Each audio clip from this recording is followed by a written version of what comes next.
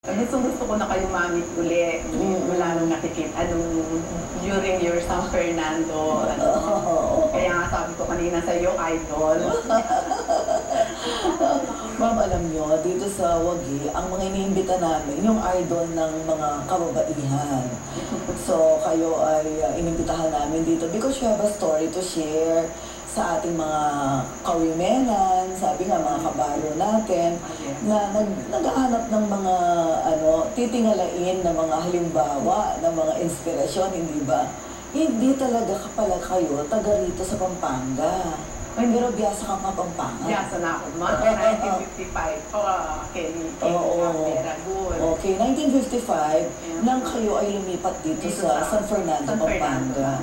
Pero yung tatay mo, taga saan ba? Ang tatay ko po taga Muñoz Nueva Ecija, kaya Ilocano siya. G.I. Genuine Ilocano. Genuine Ilocano. Anong pangalan ng tatay mo? Hermenegildo Saturno Verano. Verano, okay. At Novo Ecijano siya talaga. Pero yung mother ninyo, hindi siya taga Nueva Ecija. Hindi po. Bisaya naman po ang mother ko. From Cagayan de Oro City. Okay. Ano naman ang pangalan niya? Josephine Rabanes Verano. Okay. Pero paano sila nagkita ang dalawa? Eto ma'am. Napakaano pa sinakwento ng father ko at saka mother ko. Ang mother ko po, sabi nga nila, nung nauwi kami ng Mindanao, dun sa The Ritz sila, ang father ko, the poor. Ang mother ko, pumunta ng Manila para mag-aral. Namit niya ang father ko. I see. Tapos, natapos naman ang mother ko, naging teacher siya. So, ang father ko, farmer sa Nueva Ecija, na sabi nga niya sa akin, ayaw kong maging farmer, kaya pumasok ako sundalo. Pero, ang nakakatuwa sa father ko, nung nag-retire siya, bumalik siya sa bumalik siya sa pag-farm. Kasi Ritz na yung mga iniwan niya nun sa Nueva Ecija, Ritz na siya dahil nagsundaalo. Ganun pa rin. Bumalik siya ng Nueva Ecija. I see, Binalikan nakakatuwa yung kwento. Pero ilan kayong magkakapatid? Mamulo kaming magkakapatid. Yung isa yung sundalo namin. Namatay na rin siya binata na sniper sa Aurora. Naku ha. Pero yung tatay mo, sundalo talaga. Member po siya ng Philippine Constabulary. Mas asalamin ang uri ng pagpapalaki sa atin sa kung sino, ano at paano tayo sa kasalukuyang panahon. Sa iba't ibang pamamaraan man tayo hinulma, ang nagiging batayan ay depende pa rin sa dimensyon o panahon ng ating pag-iral. Bilang patotoo, ating saiwain ang kabataan ni Miss G. So pinalaki kayo ng mga magulang ninyo, malipat-lipat kayo ng lugar o hindi po. Pumirmi naman kayo dito sa Kapulibay? Nagkataon po, pumirmi na dito sa Oliva, Santa. Ang natatandaan ko po nung bata pa kami, ang tatay ko ay Philippine Army.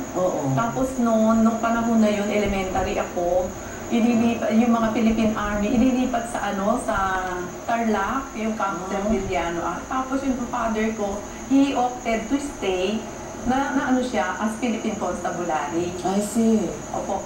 Kaya po noon, first PZ zone pa, ang tawag dito sa Olivas noon. Ang sakop yung 3 regions, regions 1, 2, and 3. Wala pa nun yung car, no ma'am? So, nung nagtrabaho ko sa Olivas, yun, nagtrabaho din kayo sa Olivas, yes, ma'am? Yes, namit ang aking mister. I see. Pero, elementary, high school, college, sa San Fernando. San Fernando po. Graduate po ako ng San Nicolas Elementary School. Product ako ng public school. Tapos, nag-high school po ako sa Toledano Colleges, yung Central Colleges na ngayon. Tapos, nag-graduate po ako sa Assumption College of Pampanga pa noon, ACB, ngayon University na siya, University of the Assumption. So, anong kinuha mong kurso sa Assumption, Tita G? Liberal Arts, ma'am. Nag-liberal arts kayo doon? Yes, ma'am. Oo. At, teka muna, kasi pag sundalo daw ang tatay, stricto sobra. Ay, ma'am, yun nga. Sobra strict. Ang tatay ko pa naman, andun siya ba sa old school na, talagang super stricto. Yung para ba siyang, yung talagang Castilla style. Namamalo yung ma'am talaga. Pag galit talaga yung palo niya sa. Kaya pag ako, Ako tawag Tita Gino, G yung mga kaibigan ko. Pag tinawag ako ng tatay ko na Berinya, pag ginuho niya yung pangalan ko, ibig sabihin galit na sila noon. Kaya, At ano kayong magkakapatid, ha? yes naman. So, pinalaki kayo ng mga magulang. Nagtuturo yung nanay mo noon? Nung maliit ako, nagturo mamang mother ko siguro 1 year lang sa Olivas. Then pinag-resign siya ng father ko.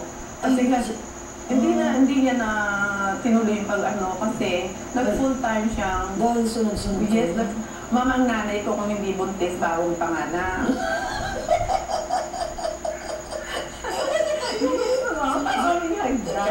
Tita G, Pagitan namin. Anong pang-ilan ka sa magkakapatid? Pangalawa, ma'am. Pangalawa Ang sa panganay panganay. namin ay lalaki. Okay. Tapos pangalawa ko, Oo. So, lahat ng mga kapatid ko,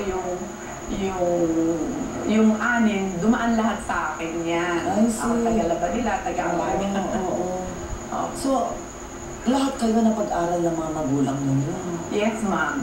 Pero meron kami mga kapatid kasi na noon kasi pag high school graduate, pasok ng military ng sundalo. Noon nakapasok ng sundalo yung isa kong kapatid, nauso yung Saudi, nag-Saudi, yung mga gano'n. Ang pagiging perpekto, hangarin man ng sino man ay di makakamtan.